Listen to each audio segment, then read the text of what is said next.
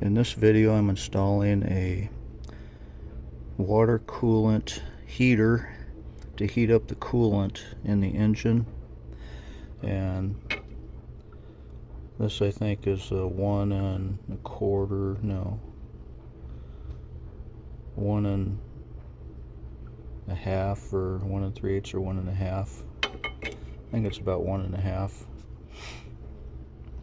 OD, because I have a pretty small hose here, and I don't know if you can see that, but I cut the hose, and then I had to cut a little bit out for this section right here, and I had to make sure that when this goes in, that when it's together it doesn't come close to this belt, because the heater hose was already pretty close to this belt. You can see the outlet or inlet from the radiator right here.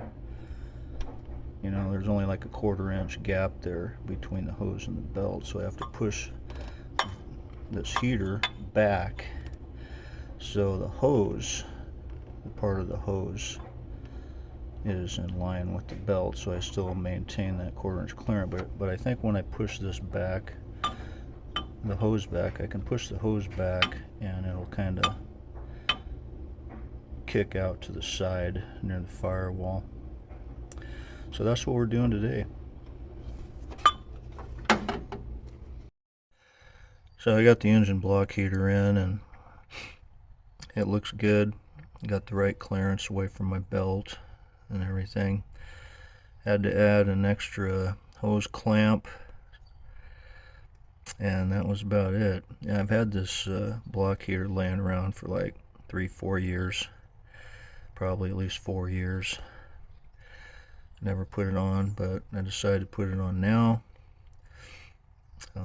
If I'm ever in cold weather and it gets like 20 degrees or below, I can just plug it in, leave it overnight, and the engine will stay warm all night. Have a cab heater to go at the first crank of the engine when I get in the cab in the morning. So I'm going to put this back together, adjust the alternator belt and the alternator, and call it good.